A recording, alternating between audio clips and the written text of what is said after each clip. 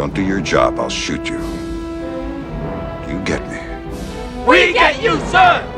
Welcome to Watch Mojo, and today we're counting down our picks for the movies that people consistently seem to misinterpret. Since we'll be talking about the overall meaning of these movies, including finales, expect some spoilers. Now, if you'll excuse me, I really must be going.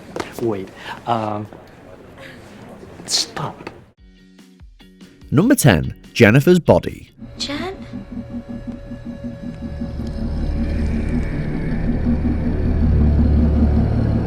Seeking to capitalize on the sex appeal of rising star Megan Fox, Jennifer's Body was promoted as a shallow, sexy thriller aimed at titillating teenage boys. It was soundly rejected by critics as being little more than an exploitative creature feature that fell flat at the box office. However, writer Diablo Cody took issue with the film's marketing and overall perception.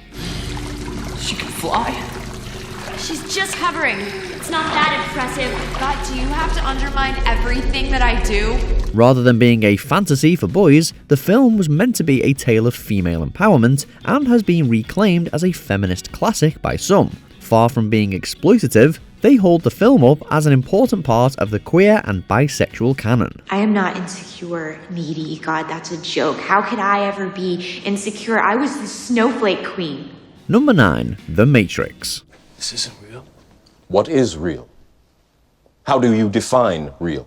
In the film, when Neo chooses the red pill over the blue pill, he leaves the false world of the Matrix behind and finally sees reality. Today, the term red-pilled has been adopted by those with anti-feminist views due to the pill's role in waking people up. You take the blue pill, the story ends, you wake up in your bed and believe whatever you want to believe.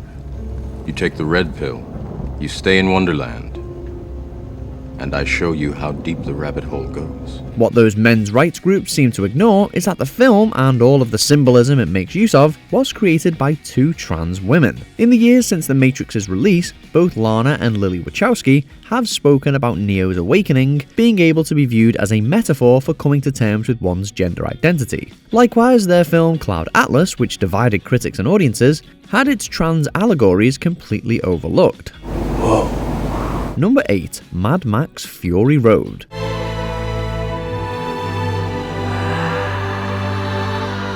George Miller's fourth Mad Max film is rightly held up as one of the greatest action films of all time, thanks to its breakneck pace and practical action set pieces. The film follows the titular Max in a harsh and unforgiving wasteland. However, he was only half of the equation. Max is thrown headfirst into the path of Furiosa, who is on a mission to save a group of women from the tyrannical warlord Immortan Joe.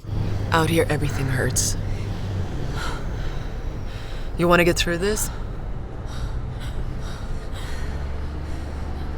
Do as I say. Director George Miller even brought in Eve Ensler, author of the Vagina Monologues, to consult on the film. Fury Road is a story about female empowerment, especially in the face of oppression, as Furiosa and Max lead the group of former sex slaves to freedom and revolution. They're looking for hope. What about you?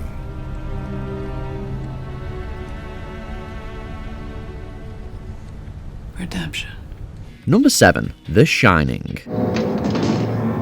Wendy, I'm home. On the surface, The Shining is a story about a man who becomes trapped in a hotel and tries to murder his family. But its themes are much deeper than that. Is it really about a man who loses himself in substance abuse? Are the ghosts real or imagined? Is it about Native American genocide? Or is it really a confession by director Stanley Kubrick about how he faked the moon landing? Kubrick intentionally left much of the meaning vague and, much to author Stephen King's dismay, changed much of the book's context. Dad? Yes? Do you feel bad? No. As evidenced by the documentary Room 237, everybody has a theory as to what was going on in the film. Whatever the film's true meaning, it is obvious that much of what we see, including that cryptic last shot, will remain open to interpretation.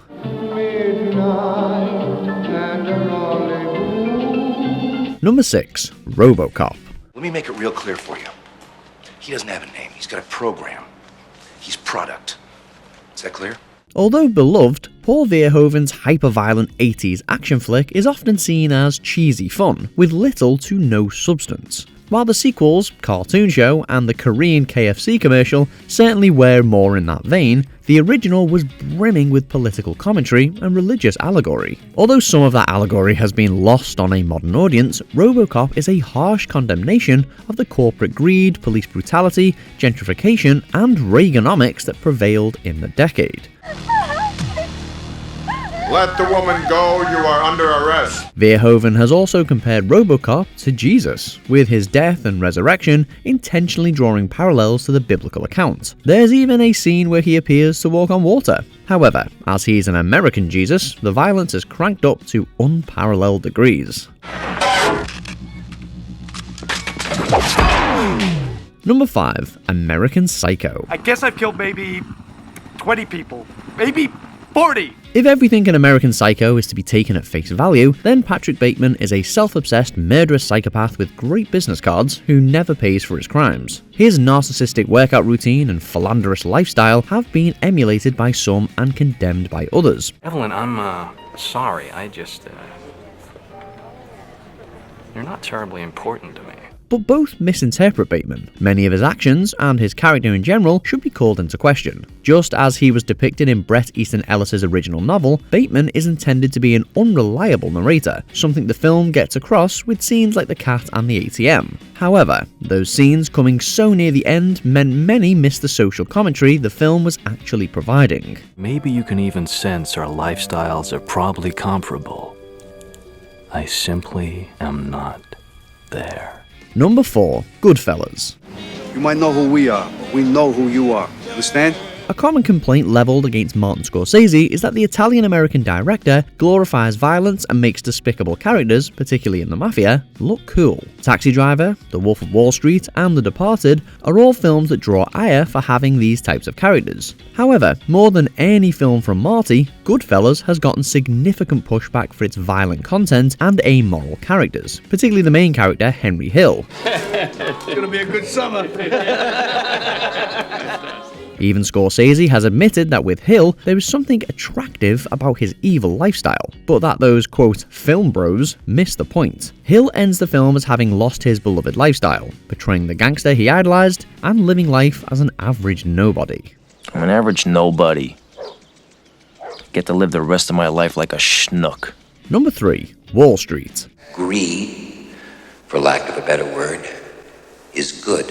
Without much question, the paraphrased quote, "greed is good," is the part of Wall Street that is best remembered in the cultural zeitgeist. The speech given by the iconic character Gordon Gekko was emblematic of the excess of the 80s and the desire of corporate raiders for more money and power.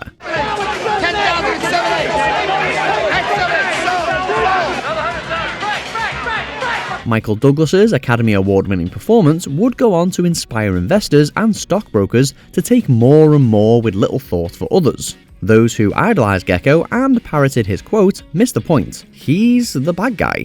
Gekko is shown to be a despicable person, caring only for himself, and ultimately ends the film behind bars for insider trading. We know what you're up to, Gekko, and let me tell you this from right here. You can go straight to hell. Number 2. Starship Troopers. And we're gonna win!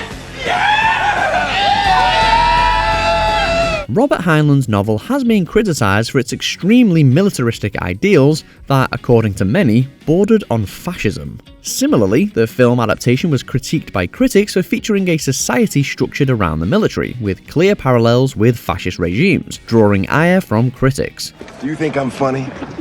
Do I make you laugh? Do you think I'm a comedian, son? I'm sorry.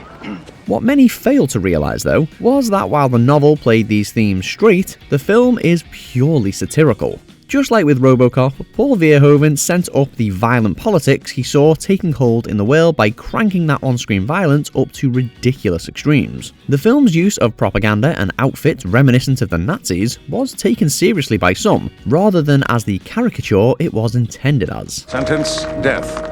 Execution tonight at 6, all net, all channels. Would you like to know more? Before we unveil our top pick, here are a few honourable mentions. 500 Days of Summer. You aren't supposed to agree with Tom. My heart aches to me every day. Stand by me. The Graduate. The ending is anything but happily ever after. Hello, darkness, my old friend. Watchmen. The film doesn't celebrate violence, it shows that we've become desensitized to it. None of you seem to understand. I'm not locked in here with you. That's it! You're locked in here with me! Before we continue, be sure to subscribe to our channel and ring the bell to get notified about our latest videos. You have the option to be notified for occasional videos or all of them. If you're on your phone, make sure you go into your settings and switch on notifications. Number 1. Fight Club. Is that your blood? Some of it, yeah. With posters adorning countless dorm room walls across the country, many young men went on to idolize Tyler Durden. Using his nihilistic, macho-driven lifestyle, Tyler encourages these disenfranchised men to adopt his violent lifestyle, both in the film and the real world. He offers broken men an escape from an unfair world by taking it back with their own violence, acting upon the world and each other. It's only after we've lost everything that we're free to do anything. While Tyler's critiques of the modern world ring true, his response addressing it with toxic masculinity is flawed. Tragically, many miss that second part, and overlook the narrator's ultimate rejection of Tyler's ideals, as he ends the film literally killing that part of himself and embracing the woman he loves. I get it. It's very clever. Thank you. So, which films do you think people always get wrong? Let us know in the comments below. You can do that, can't you, Lloyd? You're not too busy, are you?